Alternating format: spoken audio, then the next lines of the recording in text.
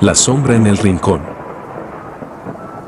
La casa solariega estaba un poco alejada del camino, con un pedazo estéril de brezal detrás y unos pocos árboles de abeto altos, con copas despeinadas por el viento, como su único refugio. Pues era una casa solitaria en un camino solitario, poco más que un sendero que cruzaba un desolado páramo de campos arenosos hacia la costa. Y era una casa que tenía mala fama entre los nativos del pueblo, que era el lugar habitado más cercano. Sin embargo, era una buena y vieja casa, construida sólidamente en los días en que no escatimaban piedra ni madera, una buena y antigua casa de piedra gris con muchos hastiales, profundos alféizares, una amplia escalera, largos y oscuros pasillos, puertas ocultas en rincones bastante extraños e inquietantes, con armarios tan grandes como algunas habitaciones modernas y sótanos donde podría haberse escondido una compañía entera de soldados. Esta espaciosa y antigua mansión estaba infestada de ratas y ratones, telarañas, vastos espacios solo ocupados por la soledad y la ausencia de la pareja de ancianos, el señor John y la señora Margaret Stan. Su familia era de antepasados que habían sido terratenientes importantes en la zona, y sus dos sirvientes, Daniel y su esposa, que habían servido al dueño de esa lúgubre casa vieja desde que él dejó la universidad, donde había vivido 15 años de su vida, 5 como estudiante y 10 como profesor de ciencias naturales.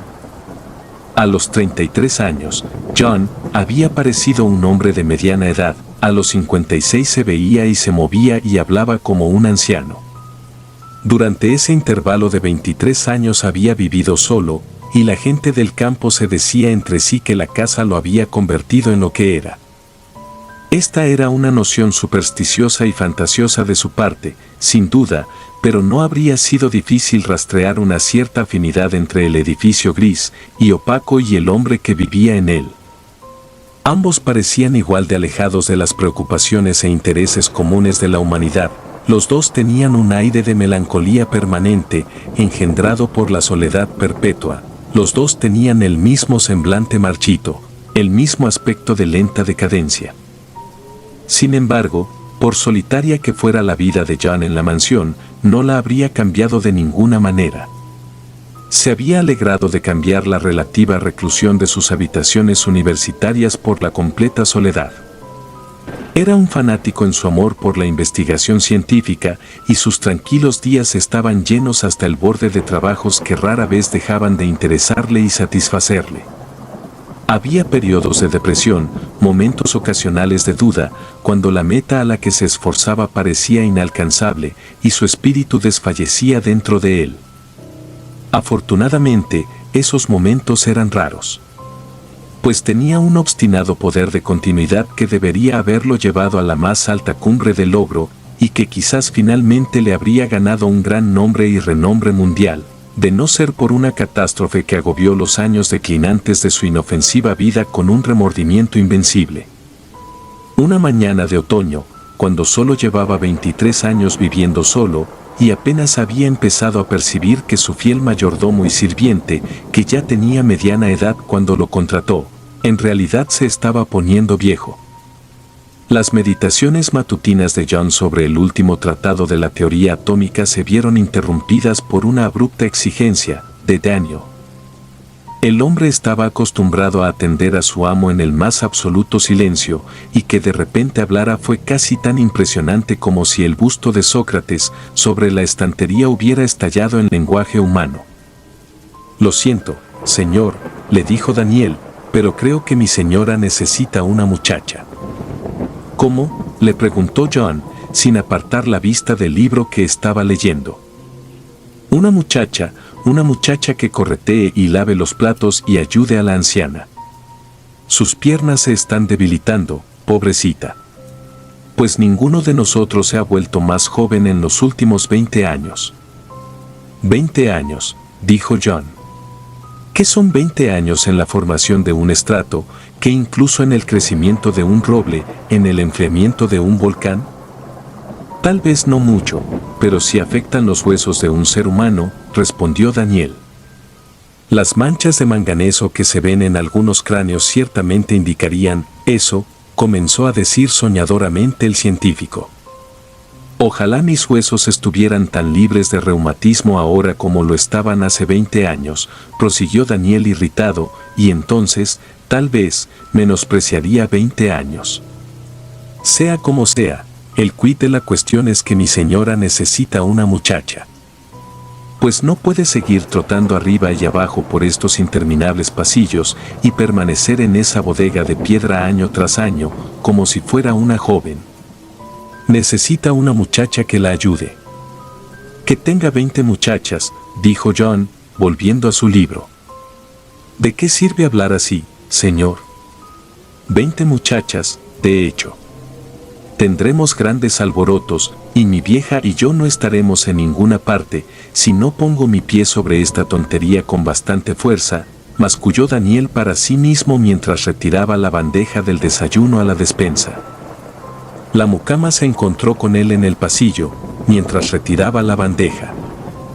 ¿Qué dijo mi amo?, preguntó, casi sin aliento. Nada, no dijo nada concreto, respondió Daniel. ¿Nada lo perturbó? Y durmió allí pacíficamente, vaciló la vieja mucama. Nunca durmió mejor en su vida. Ahora, ¿no empiezas a sentirte avergonzada de ti misma?, dijo Daniel. Sí, respondió ella con mansedumbre, me avergüenza estar tan llena de fantasías. Volveré a mi habitación esta noche, si le parece, y nunca más me quejaré de ella. Eso espero, dijo Daniel. Pues ya nos has causado suficientes problemas.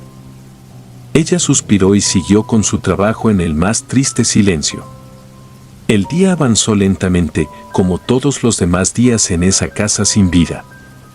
El erudito se sentó en su estudio, la mucama, María, se movía suavemente de una habitación a otra, barriendo y quitando el polvo en la lúgubre soledad. El sol del mediodía se desvaneció en el gris de la tarde, y el anochecer cayó como una plaga sobre la vieja y apagada casa. Durante todo ese día, María y su amo nunca se encontraron. Pues cualquiera que se hubiera interesado lo suficiente en la chica como para observar su apariencia, habría visto que estaba inusualmente pálida y que sus ojos tenían una mirada resuelta, como de alguien que está decidido a enfrentar una dolorosa prueba. Apenas comió nada en todo el día. Estaba curiosamente callada. Daniel y su esposa atribuyeron ambos síntomas al temperamento. No comerá, ni hablará, dijo Daniel a la compañera de sus alegrías. Eso significa mal humor, y nunca permití que el mal humor me dominara cuando era joven, y tú lo intentaste cuando eras joven, y no voy a ser conquistado por el mal humor en mi vejez. Llegó la hora de acostarse, María les dio buenas noches cortésmente a Daniel y su esposa y subió sin murmurar a su solitaria buhardilla. Llegó la mañana siguiente, y la señora esposa de Daniel, el mayordomo, buscó en vano a su paciente doncella, cuando necesitaba los servicios de María para preparar el desayuno. La muy perezosa duerme profundamente esta mañana, dijo la anciana. Ve y llámala, Daniel. Pues mis pobres piernas no pueden con esas escaleras. Tus pobres piernas se están volviendo inútiles sin medida, murmuró Daniel malhumorado, mientras iba a cumplir el mandato de su esposa. Llamó a la puerta y llamó a María, muchas veces, pero no hubo respuesta. Probó la puerta y la encontró cerrada con llave. Sacudió la puerta violentamente, frío de miedo. Entonces se dijo a sí mismo que la mujer le había jugado una broma. Se había escabullido antes del amanecer y había dejado la puerta cerrada para asustarlo. Pero no, esto no podía ser, porque podía ver la llave en la cerradura cuando se arrodilló y miró a través del ojo de la cerradura. La llave impedía que viera dentro de la habitación. Está ahí dentro, riéndose de mí, pensó. Pero pronto saldaré cuentas con ella.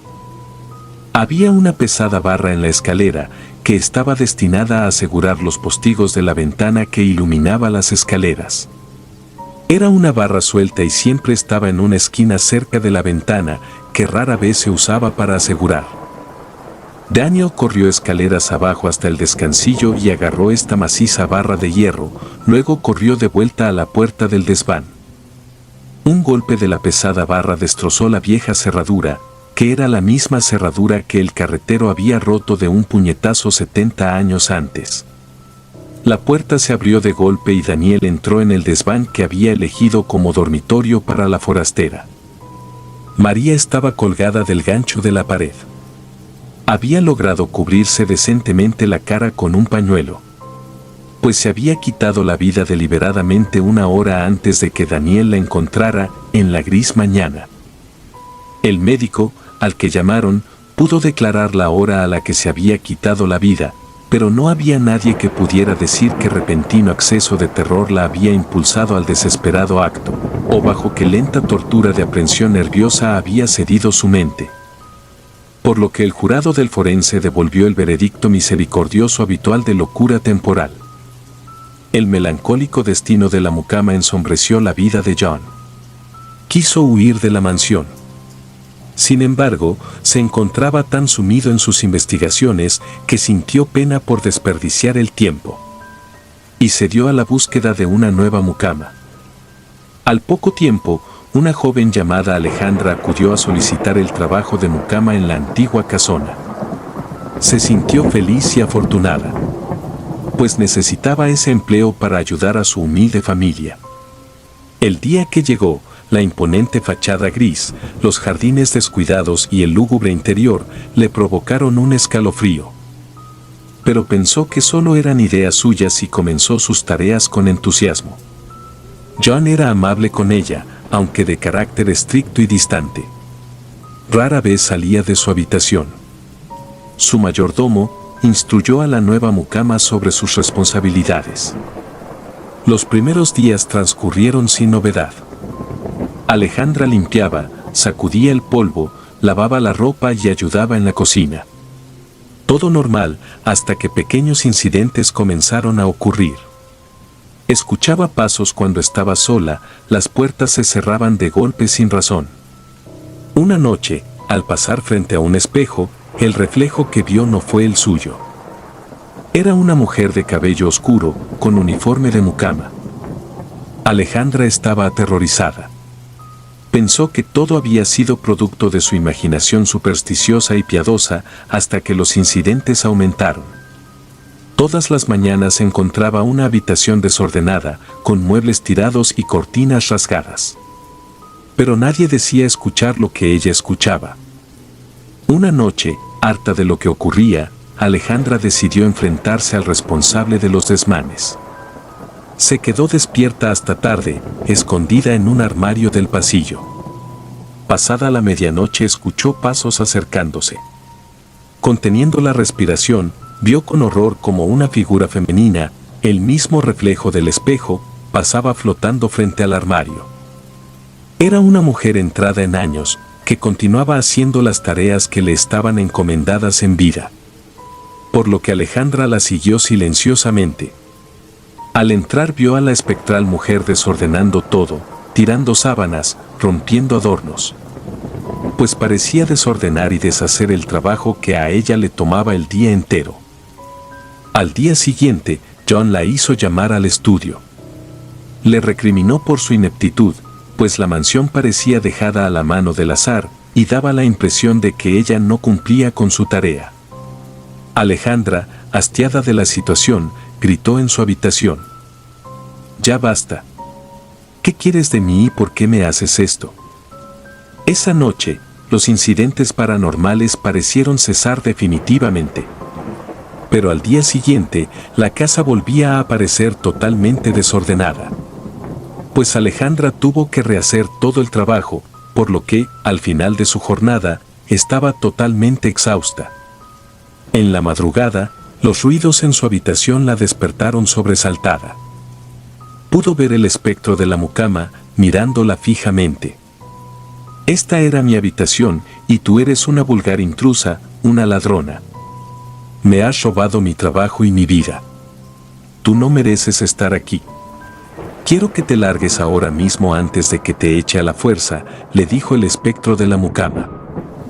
Alejandra, aunque estaba aterrorizada, se armó de valor. «No me iré de aquí», le contestó.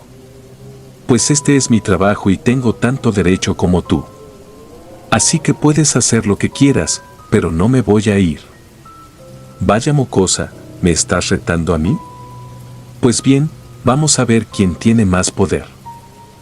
El fantasma se abalanzó sobre Alejandra para atacarla, por lo que ella gritó y se cubrió la cara con sus manos. Y en ese momento, se abrió la puerta. «¿Qué te pasa?», preguntó Daniel, el mayordomo. «¿Todo está bien?».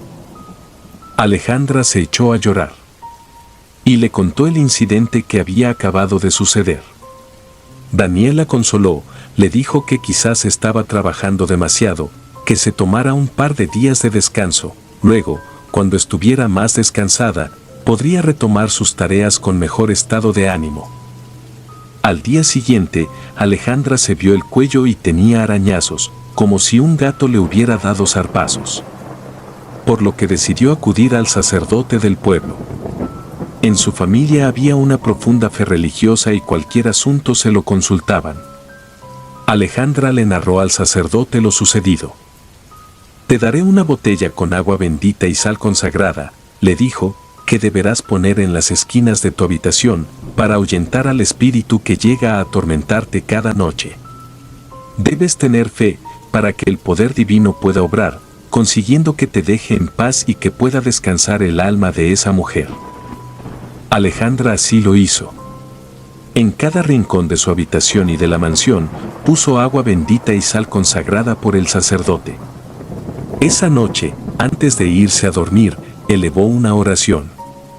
El espíritu de la antigua mucama esa noche no se presentó, pero empezó a asediar a Alejandra. Se vio en la cocina de la mansión, preparando los alimentos. Cortaba un pollo, y mientras lo hacía, sintió la presencia de la mujer a sus espaldas. «Tú me dejaste sin mi trabajo. Este era mi lugar, ahora que no tengo mi cuerpo, ni mi vida, no sé a dónde iré», dijo el espíritu en la pesadilla. Luego la tomó por el cuello. Alejandra intentó luchar para librarse de la fuerza de aquel espíritu que la atormentaba, hasta que finalmente pudo hacerlo. «Te ordeno que me dejes en paz, te lo ordeno yo, por medio de esta agua bendita». Alejandra despertó, asustada por lo que había acabado de soñar. Afortunadamente todo fue un sueño, se dijo. Encendió la vela para beber agua, pero entonces fue cuando pudo ver con claridad el perfil de la mujer muerta. Y ahí estaba, la mucama, velando su sueño, por lo que palideció de terror. Tomó el agua bendita y le dijo que se alejara de allí, que ese no era su lugar. «No perteneces a esta tierra, la dejaste en el momento que te colgaste, no es culpa mía. Así que, te lo ordeno nuevamente, en nombre de Jesús, que te alejes de mí y de esta casa ahora mismo. Y oraré por ti para que puedas encontrar la paz», le dijo. El tiempo pasó y Alejandra ya llevaba varios años trabajando como mucama para el profesor John, quien se casó. Su nueva esposa obligaba a trabajar de manera inclemente a Alejandra, desde el amanecer hasta la medianoche, sin descanso en diferentes labores. Era una cruel mujer que la reprendía por cualquier error, le prohibía sentarse a descansar e incluso algunas veces le daba bofetadas. Ella aguantaba todo en silencio, con la esperanza de que el señor John algún día la recompensara por sus años de servicio. Alejandra empezó a hacerse vieja. Su juventud se gastaba en las labores cotidianas, sentía cómo se iba marchitando poco a poco. Los señores ni siquiera la miraban a los ojos, pues su presencia parecía la de un mueble viejo, era parte del decorado. Callada y sumisa, casi se confundía con el papel tapiz floral que cubría las paredes, invisible para quienes se creían sus amos. Los años pasaron y el trabajo extenuante mermó la salud de Alejandra. Pronto cumpliría la misma edad de la mucama que se había quitado la vida y cuyo espíritu la solía atormentar años atrás. La rozagante jovencita que ingresó a trabajar para el profesor John parecía una anciana, encorvada y llena de dolores. Una tarde, tras finalizar sus labores, subió las escaleras apoyándose en la barandilla.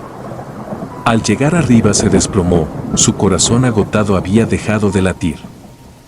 La esposa de John consideró que aquella mujer que envejeció trabajando para ellos no merecía un funeral decente, por lo que la enterraron en una fosa común del cementerio, sin lápida ni ceremonia. Parecía que Alejandra, así como la antigua mucama, nunca habían existido realmente para ellos, solo como un ente que trabajaba de sol a sol. Tras semanas después de la muerte de Alejandra, en la mansión ocurrieron eventos extraños. Las arañas tejían sus telas en los rincones, pero a la mañana siguiente aparecían rotas. Las armaduras y copas se caían de los estantes sin razón. De noche se escuchaban pasos y sollozos. La familia contrató a otra mucama joven, llamada Amelia, para reemplazar a Alejandra. Los primeros días todo pareció volver a la normalidad. Hasta que una noche, mientras servía la cena, Amelia gritó horrorizada al ver una figura traslúcida de pie junto a la mesa. Era Alejandra, con su uniforme raído y mirada triste. Los señores no podían verla, pero Amelia sí. Dolores se le aparecía todas las noches susurrándole: «Huye de esta casa maldita antes de que consuma tu vida, como hizo con la mía». Aterrorizada, Amelia quiso renunciar, pero la señora Carmen, la esposa de John, se negó a dejarla ir. Pues necesitaban a alguien que lidiara con ese fantasma para poder seguir con sus vidas aristocráticas sin perturbaciones. Obligaron a la joven a quedarse. Alejandra seguía apareciendo, pero Amelia aprendió a convivir con ella. Incluso parecían entenderse, ambas víctimas de esa familia sin escrúpulos. Una noche, uno de los empleados, Alonso, intentó propasarse con Amelia mientras servía la mesa. Alejandra lo observó todo desde un rincón, en forma de sombra, con su rostro deformado por la furia. Esa noche, el joven se retorció en agonía hasta morir, con una expresión de horror en sus ojos. Al examinar el cadáver, dictaminaron que había sufrido un paro cardíaco. Pero Amelia sabía la verdad. Alejandra se le apareció después, mirándola fijamente. Él solo fue el primero. «No descansaré hasta verlos a todos muertos, como ellos me mataron a mí». Así fue como, a partir de la maldición de la difunta Alejandra, uno a uno, los integrantes de la familia fueron muriendo de formas extrañas y horribles. La señora Carmen se desnucó al caer por las escaleras. John se ahogó con un hueso durante la cena. Solo quedaba la señorita Julia, la hija menor. Amelia intentó advertirle, pero ella no le creyó. Una noche, la joven gritó desesperada cuando el espectro de Alejandra se le apareció en su habitación. «Largo de aquí, maldita, esta es mi casa», le gritó la joven Julia, sin saber que así sellaba su destino. A la mañana siguiente, apareció muerta, con el rostro contorsionado por el terror.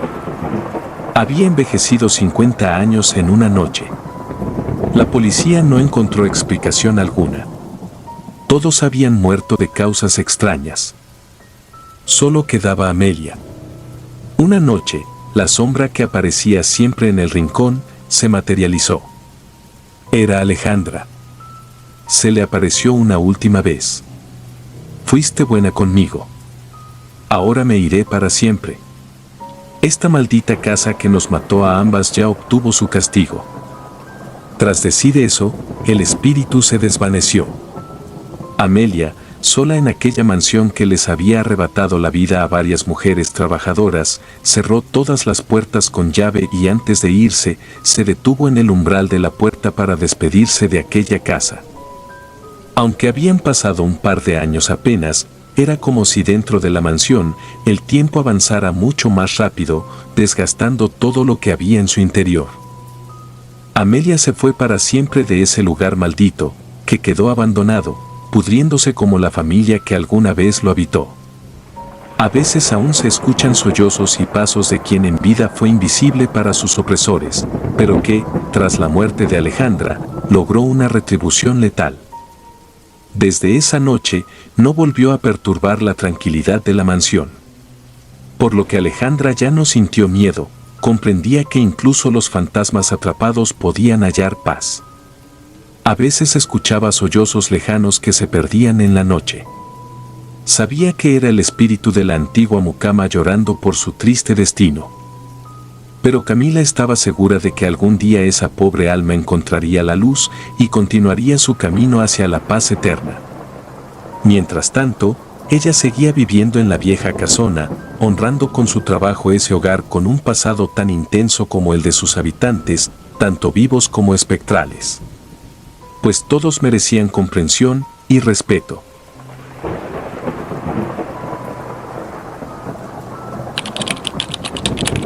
El infierno es para los niños.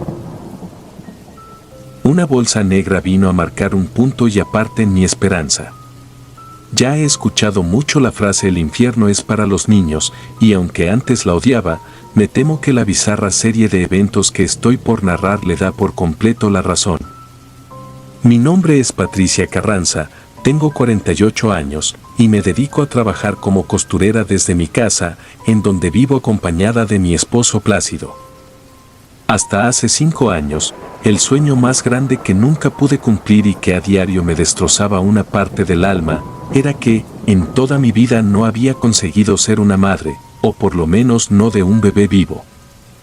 Por alguna razón cruel, desde que era joven, el destino decidió que, con cada vez en que tuviera un fruto creciendo en mi vientre, éste estaría condenado a nacer muerto, o ni siquiera pasar de los 4 meses. Ante tantas desgracias que parecían no parar, al final decidí dejar de intentarlo por mi bien tanto físico como psicológico, pues, en un modo indirecto, me comencé a ver a mí misma como una clase de homicida infantil, a pesar de que eso era lo último que deseaba. Partiendo de aquí, no es sorpresa admitir que siempre sentí un cariño profundo por cada pequeño o pequeña que tenía el gusto de conocer, lo que me convertía a mí en la tía o vecina consentidora, y también en quien más confianza tenían depositada los niños. En la plaza en donde vivo, en el segundo piso del edificio de enfrente, vivía antes una pareja con sus 2 hijos que apenas iban en primaria, Ana y Hugo. En los primeros años en que los tuvimos como vecinos parecían una familia bastante tranquila y funcional. No estaba segura de cómo era el estilo de crianza que tenían en esa casa, pero lo que sí sabía era que Ana y Hugo nunca se vinieron a quejar conmigo de la forma en que los trataban sus padres, quienes eran la señora Mercedes y su marido Tomás. En una desafortunada tarde de enero, poco después de haber celebrado el Día de los Reyes Magos, Tomás y Mercedes notificaron a la policía y a todo el vecindario la reciente desaparición de los 2 pequeños. Explicaron que la última vez y lugar en que fueron vistos fue hasta hace un par de horas, en un parque a donde los llevaron a jugar, y en un mínimo instante de descuido, los 2 hermanos ya no volvieron a ser vistos ni por la pareja ni por las demás personas que se encontraban cerca. Durante aquellos días de incertidumbre en que ambos padres no consiguieron dormir pensando en sus hijos, yo los estuve acompañando en su dolor y ayudando en lo que me era posible. A poco más de un mes desde su desaparición, tanto Ana como Hugo volvieron a ser vistos y encontrados en calles algo lejanas, bajo un comportamiento algo desorientado. Desde el primer día en que se supo de ellos, los niños volvieron a casa de sus padres, mostrándose más tranquilos recién entraron a su hogar. Por otra parte, los lugares en que estuvieron y las cosas que vivieron durante todo ese tiempo nunca quedaban claras, pues ambos afirmaban no recordarlo. Las autoridades encargadas de llevar el caso dejaron de darle seguimiento debido a la amplia cantidad de niños desaparecidos con los que aún debían de trabajar. Así que, Tomás y Mercedes tuvieron que adaptarse a vivir con un par de niños sin memoria durante los siguientes meses. La mayoría de vecinos pensamos que, al tener a sus hijos de vuelta en casa, la pareja se sentiría más en calma. Sin embargo, resultó ser todo lo contrario, y lo que parecía ser una conclusión hasta cierto punto positiva, terminó por convertirse en el comienzo de una historia aberrante ocurrida adentro de esa casa. La primera llamada de atención que notamos fueron los cambios bruscos de actitud que tuvieron ambos padres hacia con los niños. De forma súbita, pasaron de ser comprensivos con los hermanos a maltratarlos entre continuos gritos y a veces golpes. En una ocasión en que los regaños se salieron de control, Ana y Hugo vinieron corriendo a la puerta de mi casa para pedir ayuda, suplicándome que por favor no permitiera que sus padres se los llevaran. Seguido de esto, Mercedes no demoró en aparecer frente a mi casa, reclamándome por intervenir. En medio de un escandaloso intercambio de palabras que tuvimos ella y yo, le pregunté por qué llevaba tantos días maltratando a sus propios hijos, siendo que antes no conseguía dormir pensando en ellos. La respuesta que ella me dio, me hizo estremecer, así como temer por la integridad de los pobres niños. Sin ningún tono de duda, mi vecina me aseguró que esos 2 niños que la policía rescató no eran sus verdaderos hijos. No supe qué decir ante una acusación como esa. Recuerdo que quedé perpleja y desde la puerta le pedí a Plácido que llamara a la policía a la brevedad. Debido al caos que Mercedes estaba ocasionando, el resto de vecinos no demoraron en salir de sus casas para ser testigos de lo que recién ocurría. Mientras aún resguardaba a los hermanos en mi casa, Mercedes me aseguró frente a todos que ambos niños no eran más que la vil encarnación de un par de demonios que quisieron tomar la forma e imagen de sus verdaderos hijos. En cuanto llegó la policía, les hicimos mención de las horribles afirmaciones hechas por la señora Mercedes. Sorprendentemente, incluso estando en presencia de la ley, ésta siguió insistiendo en su acusación. En medio de la plaza, mandaron a llamar a ambos hermanos, y entre los policías presentes les hicieron una examinación enfrente de su madre, para demostrarle que se trataban de 2 niños inofensivos, y no de demonios como ella lo aseguraba. Después de la escena tan surreal, los oficiales se marcharon sin prestarle mayor atención a los hermanos maltratados, y nos dieron a los vecinos la orden de ya no volver a intervenir, y en su lugar limitarnos a volverles a llamar en caso de otro incidente parecido. Aquella discusión contra la señora Mercedes fue la primera de muchas que tuvimos los vecinos en contra de sus ideas enfermizas. Desde entonces, cada tanto los niños continuaban gritando en el interior de la casa, quejándose por la violencia de sus padres. La convicción que ambos tenían con respecto a que sus hijos ahora eran encarnación de demonios era tal que a través de anuncios en las redes, continuaban solicitando la ayuda masiva para encontrar a los verdaderos Hugo y Anna, subiendo además fotografías en donde se esmeraban por demostrar que los lunares y marcas de nacimiento en los niños no coincidían. Quienes rodeábamos a la pareja, supimos que las cosas estaban yendo demasiado lejos, una noche en que sacaron de la casa a los hermanos a la fuerza, y los dejaron en el frío hasta que un vecino se los encontró y decidió traerlos conmigo. Esa noche Ana y Hugo se quedaron a dormir en mi casa. Como el dolor que sentí por ellos fue tan grande, no pude descansar, por lo tanto, utilicé ese tiempo de inquietud para hacerles un par de suéteres en mi máquina de coser, y a la mañana siguiente se los regalé con mucho cariño. Por desgracia, los niños tuvieron que volver a casa de sus ahora trastornados padres. Al verlos marcharse, decidí que iba a pelear por ser yo quien tuviera los derechos para cuidarlos. Ya no era necesario preguntarse si Mercedes y Tomás sufrían de problemas mentales, las respuestas eran claras. Esa siguiente noche se sintió muy diferente a las demás en el vecindario, ya que, en lugar de escucharse gritos en la casa de esa familia, hubo mucho silencio. Cada tanto se alcanzaban a oír pequeños golpeteos, pero nada fuera de lo común, me atrevo a decir. A la mañana siguiente, siendo la primera en salir de la plaza, me encontré con una gran bolsa de basura tirada a mitad del patio, y encima de esta parecía haber una clase de nota escrita con pluma. La hoja decía: "Gracias por los nuevos suéteres". Antes de siquiera abrirla, sentí que me iba a desmayar, así que desde afuera le grité a Plácido.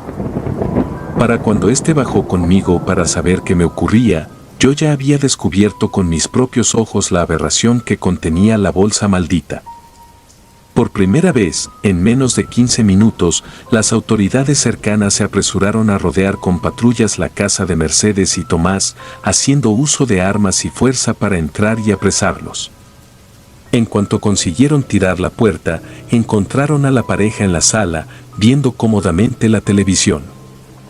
A la hora en que fueron arrestados, los dos padres sonreían con una retorcida serenidad. El caso se difundió al punto de convertirse en el mayor de los escándalos del año. Los dos acabaron con sus hijos, creyendo que estos eran demonios. En las declaraciones que estos dieron y que se transmitieron en los noticieros, sostuvieron que Ana y Hugo llegaron a casa comportándose como los verdaderos agresores, torturando a la pareja con amenazas y ataques de origen diabólico. Luego del horror que tuvo lugar en nuestro vecindario, entré en una fase de tener pánico a salir de la casa. El recuerdo de la grotesca escena permanecía fresco, a la par en que me hacía a la idea de que esos dos niños ya no volverían a estar entre nosotros. Aquella reciente fobia por lo bizarro que podía actuar el ser humano, me dejó sin poder salir de casa a lo largo de 3 meses seguidos, hasta que lo empecé a tratar con un especialista y pude salir adelante del trauma vivido. A medio año desde la captura de mis vecinos, se dio a conocer que estos pasarían de estar recluidos en una prisión a ser internados por tiempo indefinido dentro de un hospital psiquiátrico de gran seguridad. Para entonces, yo ya salía sola como antes, pensando que cada herida estaba sanada y los sufrimientos superados. Teniendo un mejor manejo del impacto, hubo una tarde en que tuve el valor de visitar a las 2 tumbas de esos hermanos para dejarles flores, dulces y algunos juguetes. A pesar de la conmoción, no se trató de una visita imposible de hacer, a decir verdad, incluso la sentí necesaria para seguir avanzando en mi proceso. Después de visitar el panteón, tomé el microbús que me llevaba a casa. De pronto, a mitad de camino, empecé a tener un sueño incontrolable que no estaba antes, por lo que, sin poderlo controlar, acabé por quedarme dormida en mi asiento. En esa ocasión tuve una pesadilla lo bastante bizarra, sobre mí, encontrando de nueva cuenta la bolsa de basura. En el momento en que reaccioné, el transporte ya había avanzado más de la cuenta. No contando con otra opción, tuve que tomar otro que me hiciera regresar, y aunque volví con bien a mi calle, el cielo ya se hallaba casi oscuro por el tiempo que me tardé, eran cerca de las 8 de la noche. Como supuse que Plácido estaría preocupado por mi tardanza, tomé de manera apresurada el camino para llegar a casa. De pronto, interrumpiendo mi torpe andar, escuché a la cercanía el llanto de un niño. Este era sigiloso, pero fácil de distinguir. Al voltear a mi derecha vi la figura del pequeño, estaba de espaldas llorando contra una pared. Después de acercarme a este para preguntarle si estaba bien, me dijo que sus padres lo habían abandonado en ese rincón de la calle y se marcharon en su auto sin mirar atrás. Con el corazón destrozado por lo que este comentó, le ofrecí llevarlo a mi casa en lo que podíamos buscar ayuda. Dicho esto, el niño de ojos cristalinos y fino cabello café me mencionó que su nombre era Alex y apenas tenía 5 años. Antes de encaminarnos a casa, me preguntó con una voz tierna si me podía dar la mano, a lo que le respondí con un sí. Antes de llegar no pude evitar que se me salieran algunas lágrimas por el hecho de asociarlo con el recuerdo de los hermanitos de la casa de enfrente. Por fin estando de pie frente a mi puerta, lo invité a pasar con toda confianza recién la abrí. Tal y como lo imaginaba, mi esposo vino corriendo en cuanto me oyó llegar. Además de la preocupación por el tiempo que me tardé, mostró un gran desconcierto por la presencia del niño que me acompañaba. En esto le di la razón, puesto que yo habría reaccionado de la misma manera. Antes de explicarle lo delicadas que eran las circunstancias, llevé a Alex a nuestro cuarto, para que viera la televisión. A la hora de hablar con Plácido sobre las condiciones en que encontré al pobre Alex, me ordenó que me pusiera en contacto con la policía cuanto antes. En ese momento, un enorme sentimiento de protección hacia el niño me invadió, como si llevara mucho tiempo de conocerlo.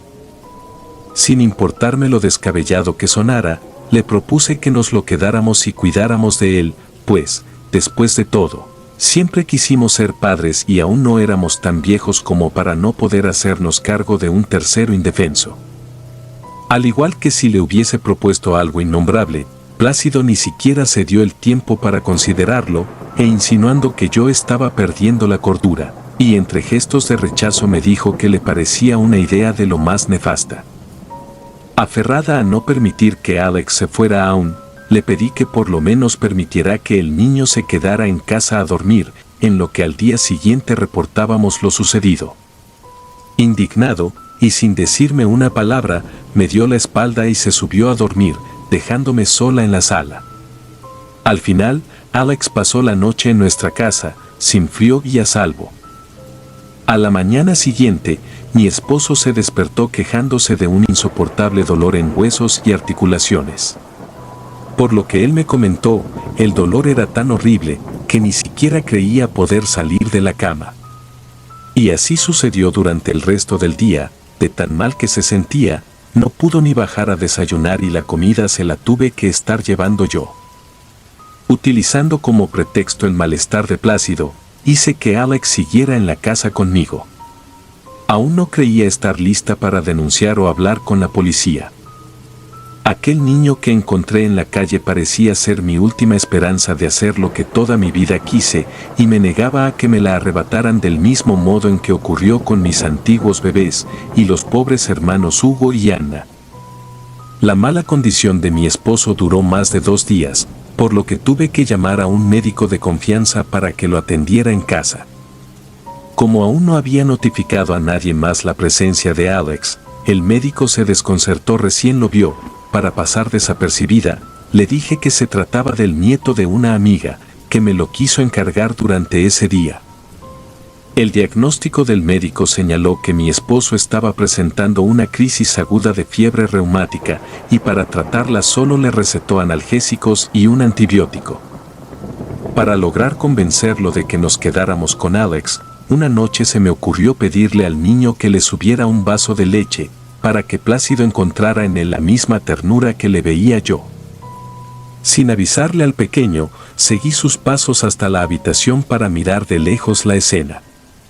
Por desgracia, aquello que miré destrozó por completo la impresión dulce que sentía por él. Desde donde me quedé, vi a Alex sonriendo a un lado de la cama, como si disfrutara ver el dolor de Plácido.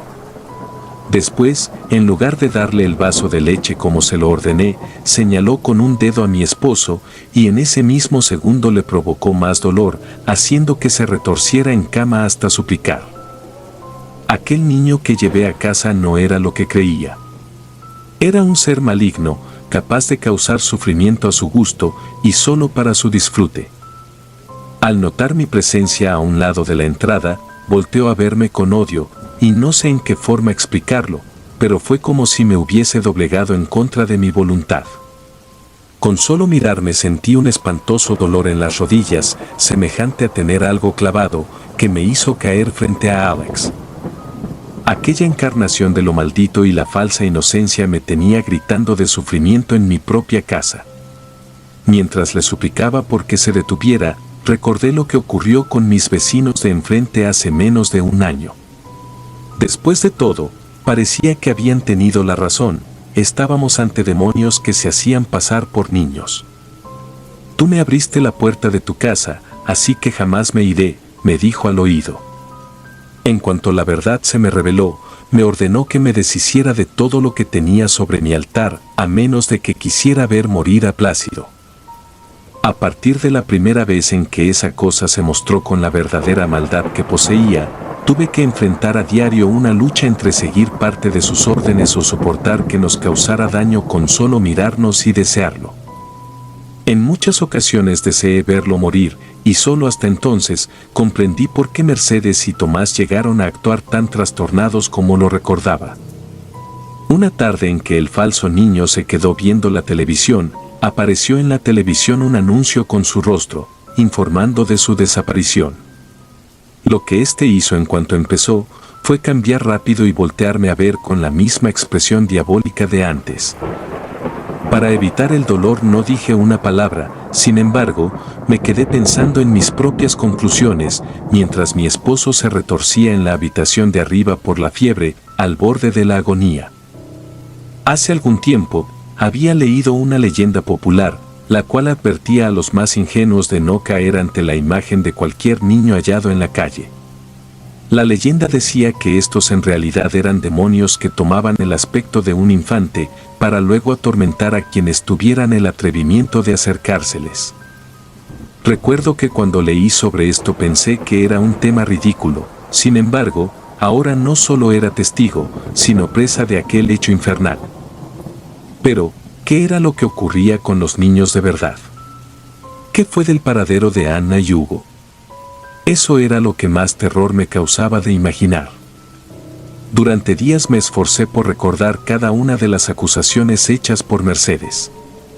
En las declaraciones ella seguía segura de que sus verdaderos hijos aún estaban perdidos y señaló que los niños que llegaron a su casa les hacían daño y amenazaban.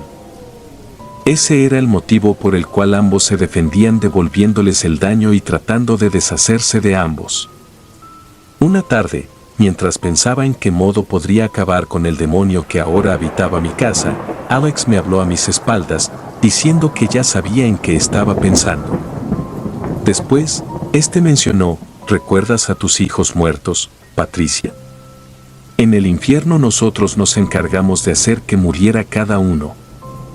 Fuimos y somos la causa de que a diario sufras por tu vientre inservible. Sin caer en sus provocaciones, soporté el tormento de sus palabras, llorando en silencio, entre el vacío y la rabia. Al ver que no conseguía causar gran cosa en mí, ese demonio con apariencia de niño continuó hablando, cada vez con un tono más fuerte. Dijo que la mayoría de los niños muertos o desaparecidos tenían un espacio en que se les torturaba en el infierno. Escuchándome sollozar, prosiguió a hacer afirmaciones mucho más aberrantes. Él dijo, imagina a tus bebés muertos en el infierno, Patricia, imagínatelos en los brazos de nuestro rey. Por un segundo, sentí que me hallaba a punto de perder mi fe y devoción, dadas las aberraciones que ese espantoso ser se atrevía a hacer. Recordando que el cielo era el verdadero reino de los niños, y la provocación de un demonio no me iba a hacer caer en la demencia, me armé del coraje necesario, y sin pensarlo volteé con una taza que tenía en las manos y lastimé a esa criatura con un golpe en la cabeza. Una vez que lo tuve suplicando en el piso, tomé una de las cintas de cuero que tenía junto a la máquina de coser y procedí a forcejear con esa abominación, con la intención de hacerlo dejar de respirar. Mientras que aquella encarnación de demonio se retorcía para liberarse, provocó quemaduras en mi piel, especialmente en mis brazos y manos, para lograr que lo soltara. Sin embargo, resistí el dolor de que mi piel se abriera entre el ardor y el calor, con tal de hacer que ese ser demoníaco cayera a mis ojos. Al final de nuestros forcejeos, conseguí dejarlo sin un cuerpo que manipular. Ahora, la historia me hizo cambiar de papel, y era yo quien había causado la muerte a un niño con apariencia inocente. Desde el día en que tuve que abandonar su cuerpo afuera de una iglesia, ya no me quedaron ganas de cuidar otro niño ajeno. Pero, aún así, a diario velo por la seguridad e integridad de nuestros menores, para que la frase, el infierno es para los niños, no se convierta en la realidad absoluta. Si te gustaron los relatos, me gustaría que me apoyaran con un like o haciendo un comentario, ya que eso nos ayudaría bastante. Y si no estás suscrito o suscrita, te invito a que lo hagas para que no te pierdas lo mejor de relatos de terror. Sin más, gracias. Relatos escritos y adaptados por Dea Martín y Andrés Castaño.